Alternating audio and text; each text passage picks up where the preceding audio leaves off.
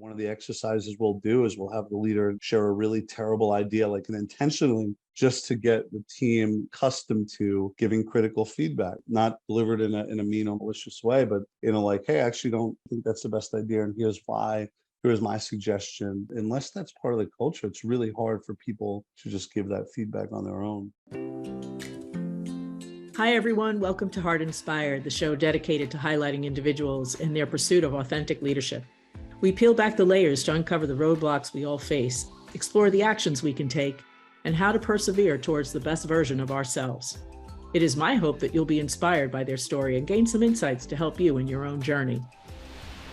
Michael Sonbert is the best-selling author, speaker, performance coach, educator, and the founder and CEO of Skyrocket Education and Rebel Culture. Using his own story of overcoming addiction, despair, and unfulfilled potential, Michael reclaimed his life and is committed to leading a rebel culture revolution. Today, Michael will share the genesis of Rebel. Please welcome my guest, Michael Sonbert. Hello, Michael. How are you? I'm great, Michelle. How are you doing? Good, good. Glad to see you. You as well. You as well.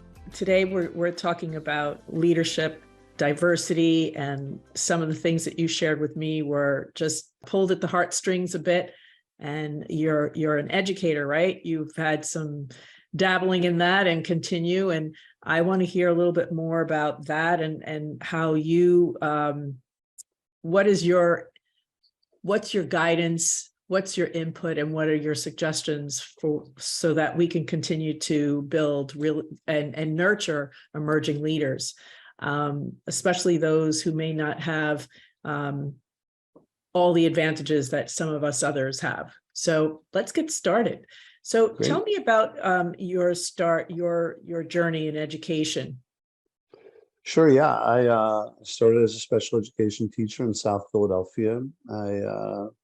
Which is interesting because at the time I didn't have any children, and I was offered a job in the science department and in the special education department. I chose special ed and got my master's in special education. Interestingly, years later, I had a son.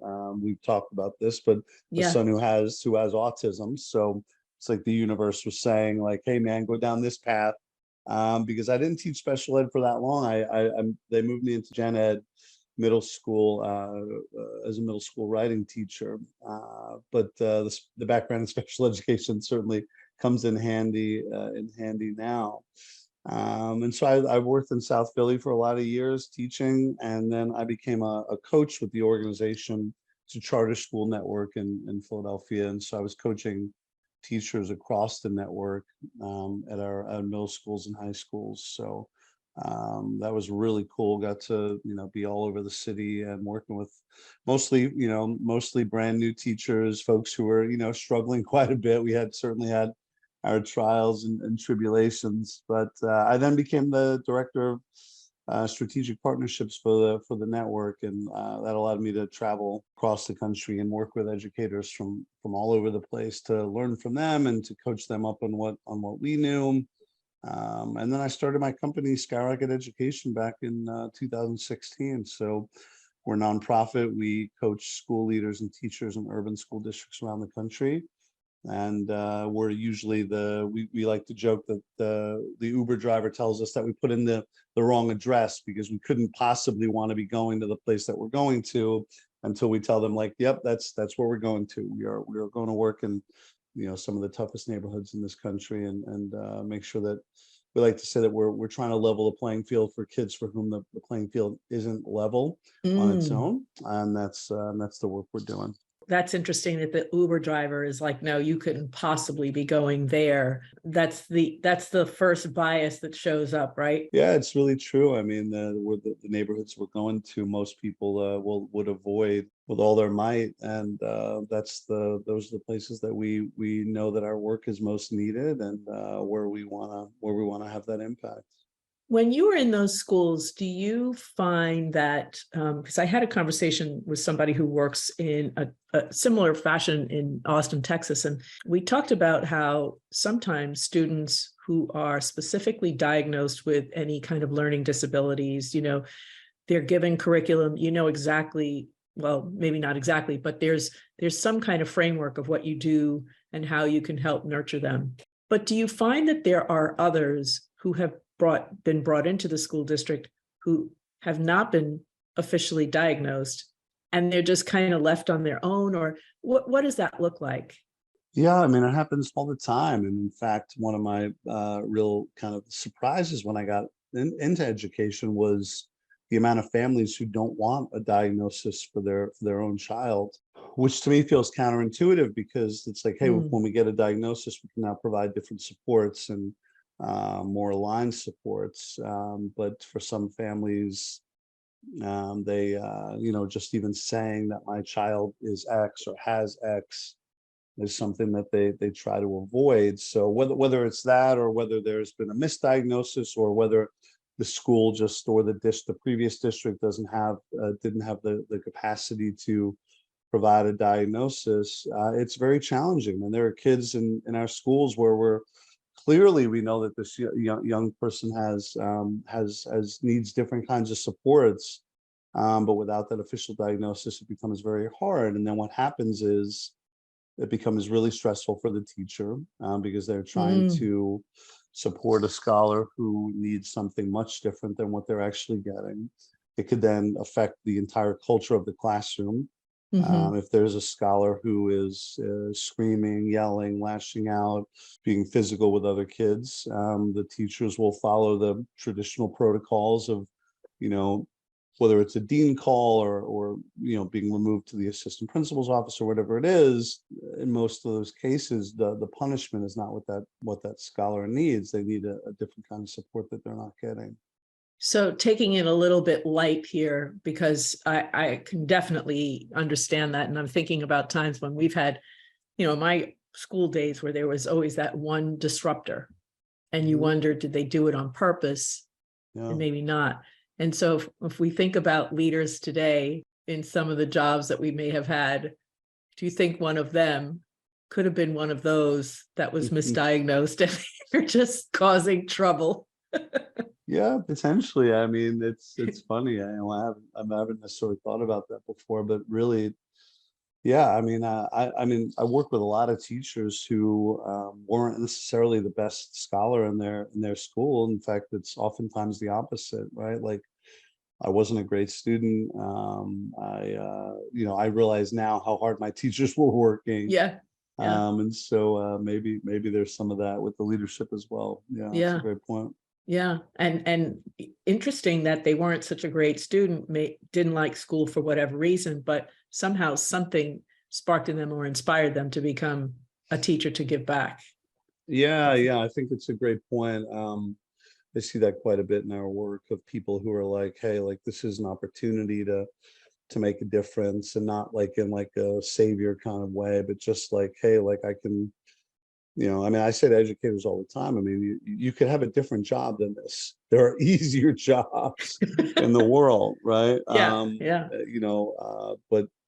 you've chosen this, particularly where, in the schools that we go into. We have a teacher just recently was caught in the middle of a fist fight and was punched in the face. And, Wow. there aren't a lot of jobs where that's a potential hazard. And so really folks are going all in when they do this work. And ideally making an impact, even if some of the students don't realize it until long after they're out of the school. Administration, the corporate side or the business side of the schools, what's their support like? Yeah, it's almost non-existent, to be totally honest. I mean, really? Yeah, I mean, most folks in schools are left on their own. Even in the corporate world, folks are left on their own to figure out their job, how to do their job. It's pretty surprising, to be honest. There's this, hey, you're pretty good at your previous job, we'll promote you to the next level. We're not going to provide you with really clear details on what it looks like to do that job at a high level. There's not going to be that we don't have systems for feedback or coaching, just kind of like, good luck. And so it's part of the problem that we're trying to solve as an organization. So like, all right, well, what can we do to support leaders in becoming way more effective than they currently are, because we see just overall in both schools and in the corporate world, folks are in a lot of ways left on their own. There's a lot of talk about mentorship and training and work culture and things like that. And yet it still seems like you're given a job description and here you go. And unless your leader is really solid and has the skills to mentor you or to nurture you, you are kind of left on your own to figure it out. Yeah, left on your own. And I think, Michelle, to your point, there's also this this stigma that is attached to coaching and mentorship and things like that. In some places, not all, but in some places, a narrative that sounds like, well, I must be doing a bad job because my boss is giving me feedback. So if organizations haven't normalized that we're going to provide feedback for each other and that this is a place where we're continuing to grow and that everybody starting at the big boss has work to do and has improvements to make, then coaching can feel punitive and certainly not what we want it to be, which is around like our continued growth and our alignment as an organization. So yeah, left on your own, but in the places where folks are trying to give feedback, unless they've normed this across the team or across the org, that like, hey, this is the way we operate here, and nobody here is a finished product, and nothing is sacred in terms of our systems, and we can all be getting better. And if you have feedback, please provide it for me. We talk to people all the time who are like afraid to give their bosses feedback. They're afraid to say like, hey, I think there's a more effective way we can do this. I'd love to give you some feedback and talk about that. There people are afraid to do that. That's a culture issue. Yep. I talk to leaders all the time and I'm like, if your team is thinking that way, you have a major culture problem. Some of the things that I work with my clients is helping them find their voice. You don't have to come off defensive or angry or anything like that, but we're adults. And you've been educated, you've been trained, you've gone through lots of experiences. Why wouldn't somebody want to hear your voice? Yeah. And it's just the delivery of your voice that you have to work on. No, I totally agree. It's great coaching. I think that leaders can also do a better job of inviting that feedback, of saying, we'll work with teams where one of the exercises we'll do is we'll have the leader share a really terrible idea, like an intentionally terrible idea, just to get the team, accustomed to giving critical feedback. And to your point, not delivered in a mean or malicious way, but like, hey, I actually don't, Michael, I don't actually think that's the best idea, and here's why. Here's my suggestion that I think could make it stronger. And so, unless that's part of the culture, it's really hard for people to just give that feedback on their own.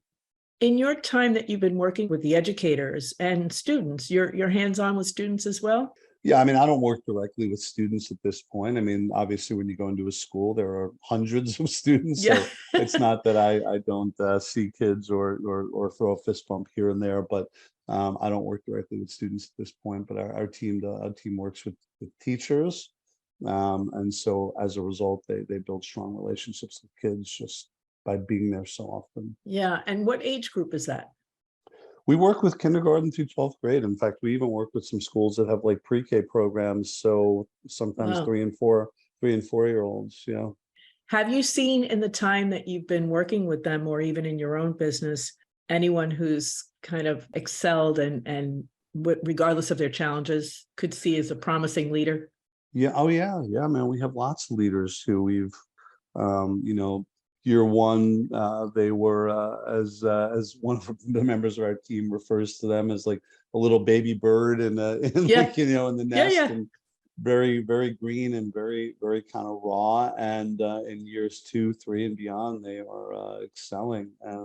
I think part of it is a willingness to. I mean, education's hard, which leadership is hard overall. There's got to be a willingness to be vulnerable, a willingness to show that you don't know everything, a willingness to be open to feedback, a willingness to be better. But when those folks do show that, they're much easier to coach up. And we have lots of success stories with those folks. Yeah.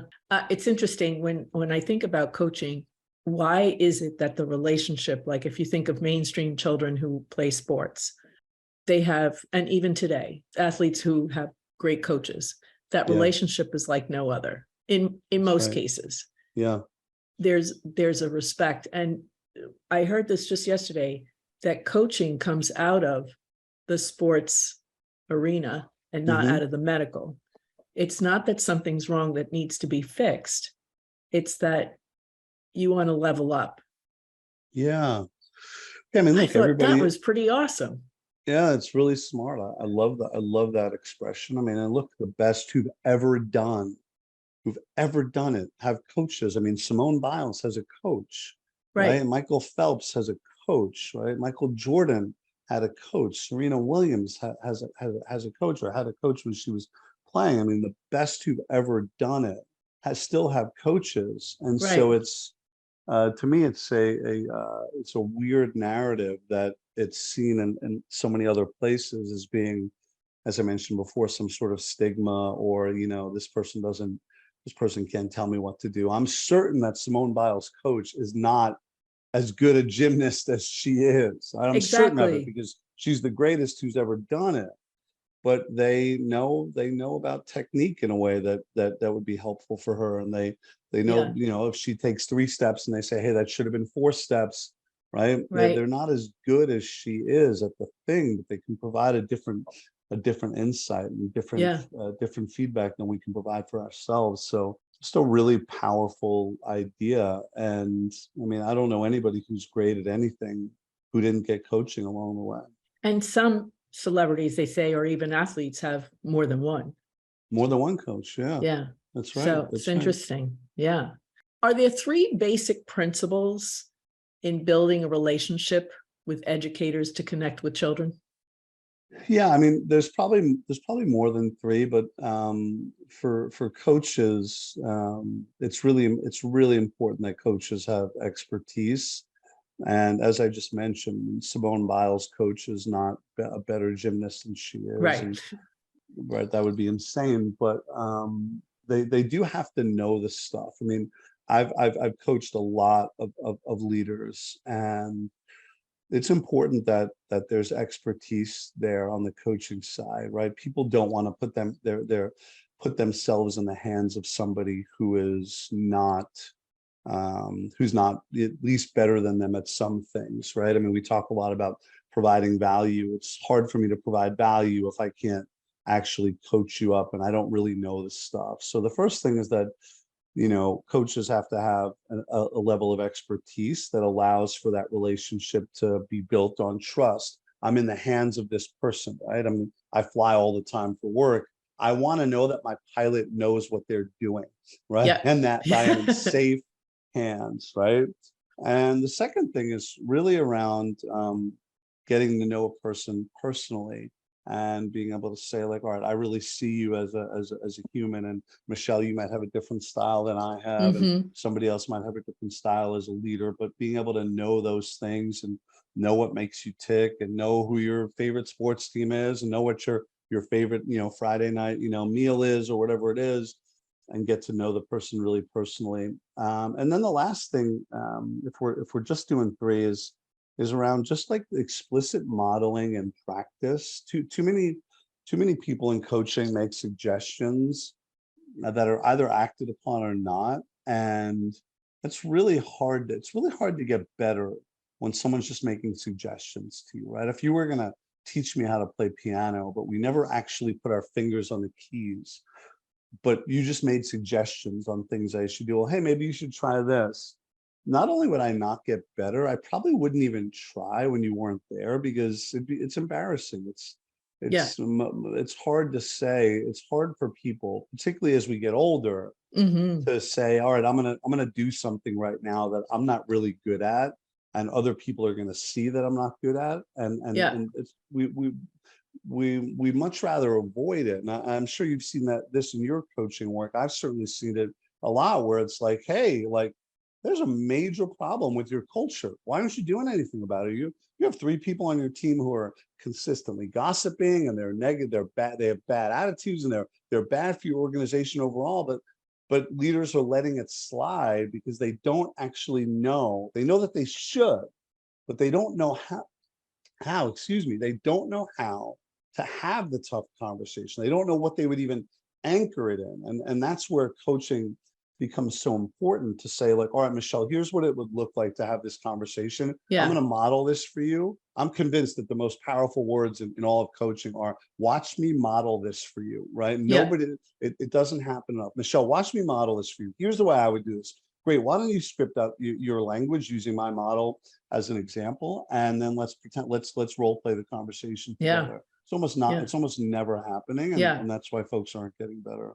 I sometimes do the imagine, vision, what does it look like? You know, why does it look like that? You know, why is it blue? Why is it not green? You know, very specific in that sense.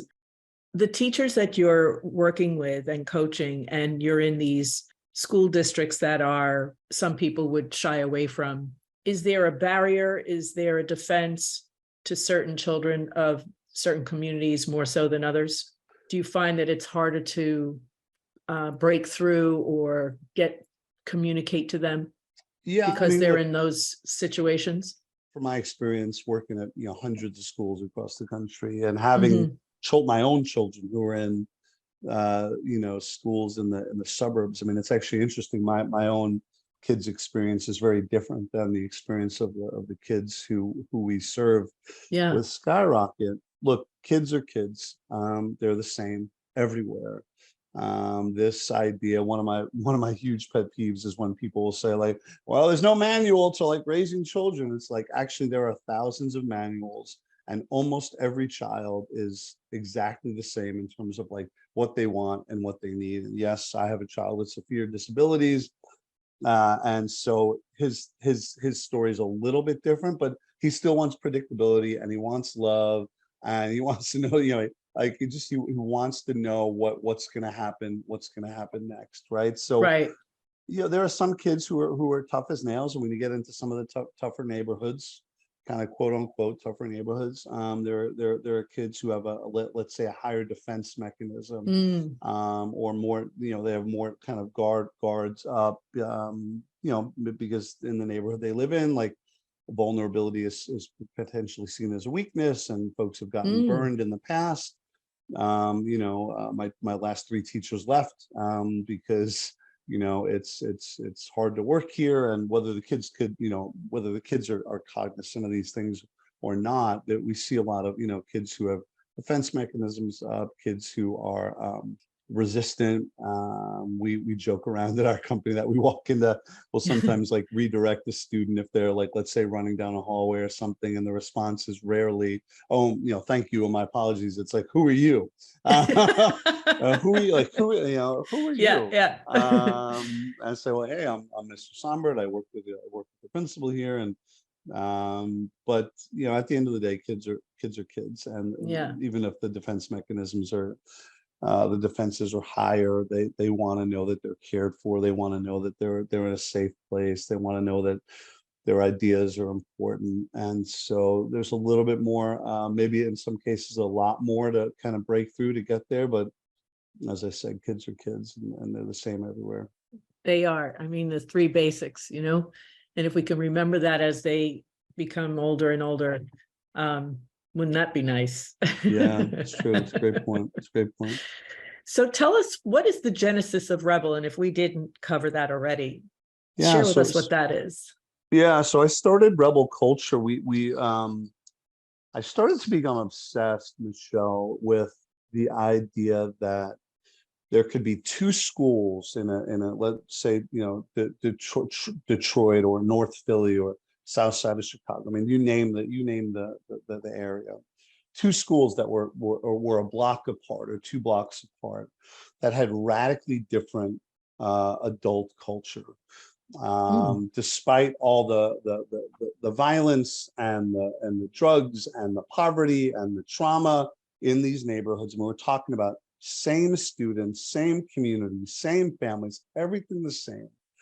And one school, everybody would be miserable, and at another school, everybody would be happy. And I'm not saying that those folks would be, I'm oversimplifying a bit, I'm not saying that those folks wouldn't experience the same challenges, but they'd be much more aligned. School where folks wouldn't think about gossiping in the break room. Schools where folks like, I had one leader a few years ago during the pandemic when schools kind of like started to reopen, and he would Yeah. text me every morning and be like, 0 teachers out again today. Every Monday morning, he would text me how many teachers they had out during what's arguably the hardest time in education in our memory. Yeah. That For this sure. leader, we had schools that were reporting 30 and 40%, 40% of their teachers out on a given day. And I get folks were scared, and some folks may have been sick, and I get it. I'm not knocking this, but the fact that this guy was like, yeah, nobody's out again, and folks were willing to were coming in every morning, every Monday morning, right? When Monday was probably the easiest day to take off, right? I started to become obsessed with this idea of like, what are these leaders doing, right? What are these leaders doing differently than the folks who aren't? And I started to refer to them as rebels. I mean, there is this narrative in the workplace that, your boss is an idiot. They barely know what you do all day. They don't really care about you. There are millions of people who on Monday morning at 8 a.m. are praying for Friday at 5 p.m. Right. Millions of people who are kind of walking through spending 33% of their adult lives doing a job that they're not excited about, a job where they're not given feedback, where they're not valued, or at least they're not being shown that they're valued. And I said, this is a problem that I want to help solve. I think we're here for too short a time for so many people to be spending 33% of their adult lives doing something that's totally miserable. And I want to be clear for your listeners, because there's this narrative, and it's something that really annoys me. There's this narrative that sounds like, hey, if you don't like your job, quit. To me, this is like blaming the victim here, right? Like, no, if you don't like your job, your boss needs to do a better job, right? Like your boss needs to be better, right? Now, I get that there were some people who were just like, hey, like, you know what? I thought that being a crab fisherman in the North Atlantic would be interesting, but it's terrifying. And one I of don't our like the colleagues, cold water. one of our colleagues dies every month. Like, I'm just not going to do this anymore. I get that some people are And just I'm allergic to legitimate. fish. I'm allergic to fish. So I get that some people are just legitimately in the wrong job, but that's not the case for most people, right? Most people, like, you become an attorney because like you want to do that job. You become a nurse because you really want to do that job. And we just talk to so many people who are like, if I give feedback, I'm retaliated against. Yep. My colleagues have a really negative attitude. I know, like, there are some people who show up late every day. Nobody says anything to them. They're desperate for better leadership. They're desperate for those rebel leaders who are like, you know what? I know that 65% of the current workforce is actively looking for other jobs. That's not going to be the reality on my team. It's just not. The work's gonna matter too much here. Yeah. I'm gonna show people how much I value them. They're not going to be looking for other jobs on my watch. That's incredible. That's music to my ears, and exactly what I feel is that you can't keep hopping and thinking that the next job is going to be better. Yeah, Might be in a little bit, but there's something that has to be done within the place that you're in. I agree. And I totally agree. I think that, yes, it's leaders, but if you're a leader and you're miserable, then find your voice to make a difference. Find your voice to make change. I mean, it can't just be all about it's over there, because if you keep hopping and the same crap keeps showing up, well, guess what? Time to look within. Well, Michelle, and let's go back to our previous point from a little while ago, that so many leaders are being put into roles that they are not effectively trained for, right? That they are getting almost no support in. I talked earlier, you said, what are those like 3 key tenets? Well, the first one is expertise. And there are a lot of leaders who don't actually think that they're the expert or that they deserve the job. I talk to leaders all the time who in their really honest moments would be like, yeah, I'm just like, I'm hoping I don't get found out as like not having any idea how to do this, right? So we're asking those people to then lead a team of 5 or 500, whatever it is, but they're terrified that they don't even know what they're doing, right? So that's really hard. Exactly.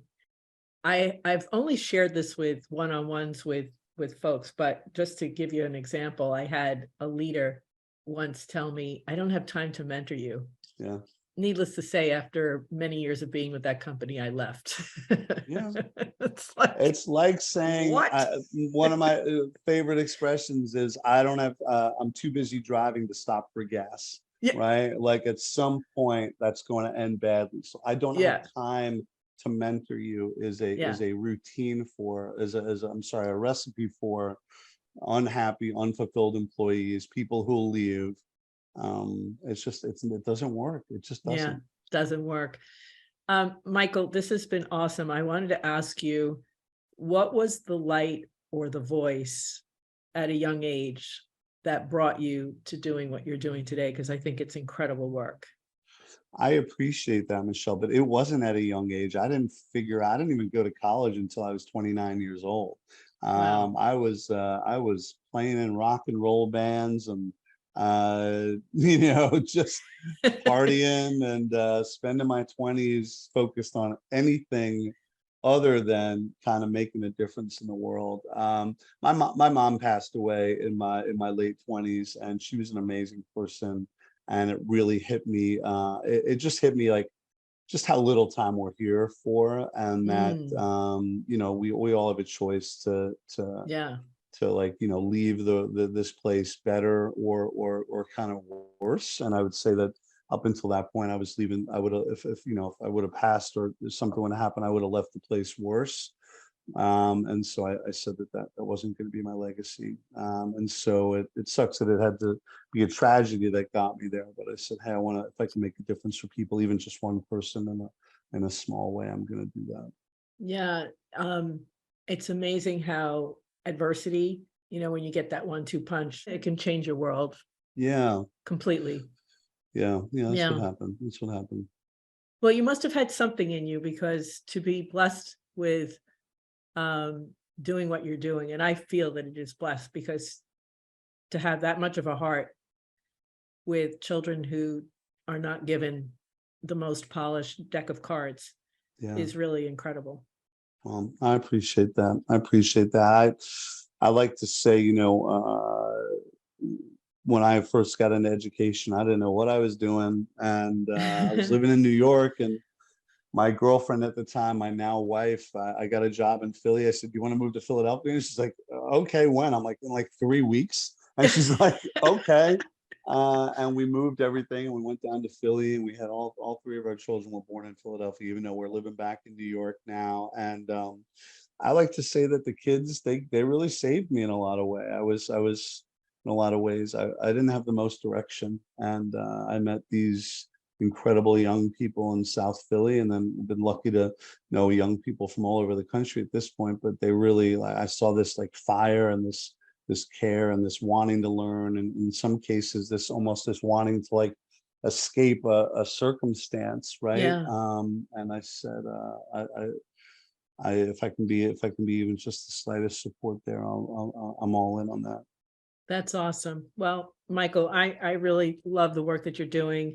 And I'm so happy that we were able to meet and talk a little bit more about all the giving back that you're doing, and all the focus with emerging leaders and young children who may not always have that opportunity to have somebody, great teachers to coach them and to help them, make a better step in the world going forward. So Michelle, thanks so much. I appreciate the kind words, and it's been great to chat with you. I'm thankful for the opportunity to come onto your show. I really appreciate it.